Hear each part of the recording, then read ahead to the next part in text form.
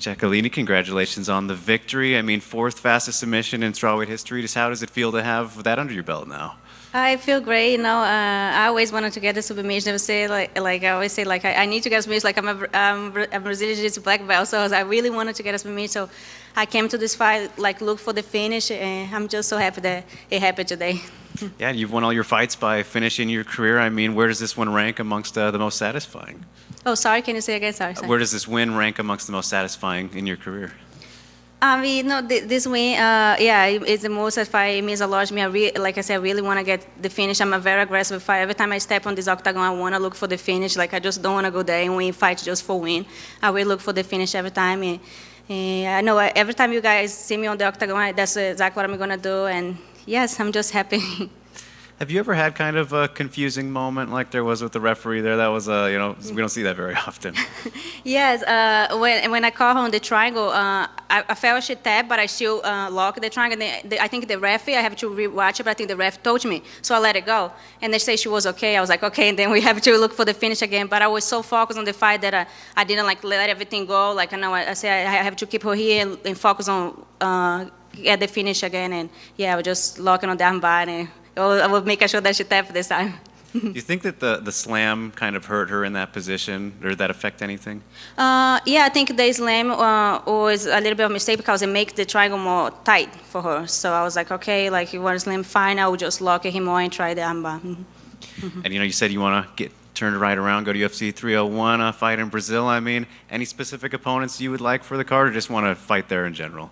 No, I just want to fight Brazil. Like, I don't want to say names. I know UFC knows, like, the right opponent, whoever they put in front of me, I'll fight. I just really want to fight Brazil one day. Maybe in May now, I'll be ready if UFC wants. I know I have a lot to grow in this division, but as long as I keep active and doing my thing, I think we'll be fine. Yeah, I mean, if you keep winning that quickly and, you know, finishing people, like, you can rise through the division very quickly. So I'm curious, like, ideally, how quickly do you want to get to the top of strawweight?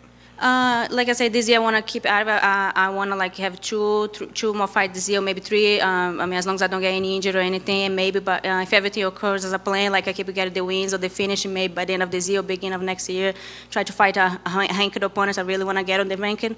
Yes, that's it. Yeah, look forward to it. Congratulations. Thank you. Yeah, just one. Did you speak to the referee at all after, you know, it looked like she'd already tapped that first time? Was there any communication between you and the referee to say?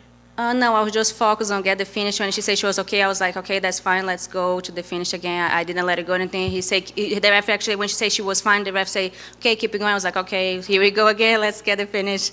It was professional to kind of keep going and end up getting the finish shortly after. Has there been anything in your career beforehand that, you know, to have that kind of focus to keep on striving to get the win that quickly? Yes, not in MMA, but I did jiu-jitsu my whole life, so it actually happens a lot in jiu-jitsu competitions. Like they say they tap and then they don't tap, so you have to just keep focused and keep going. So I think they helped me a lot with this fight, so I just was focused on getting the finish.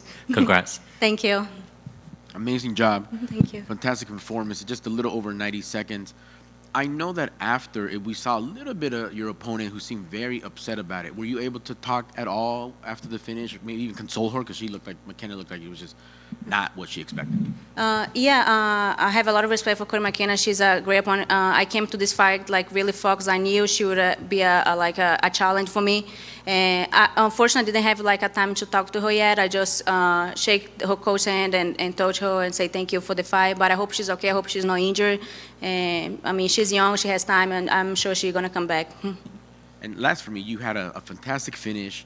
You're in Las Vegas, St. Patrick's Day weekend. Are you going to stick around to celebrate? If so, what are the plans? Do you have anything in mind? Actually, I don't think we have a flight tomorrow night back home. I think I would just go back home. I have like 4 pets, 2 cats, 2 dogs, so I miss them. We have been away from them for 2 weeks, so I think it's just time to go home and be with them now and, you know, and relax.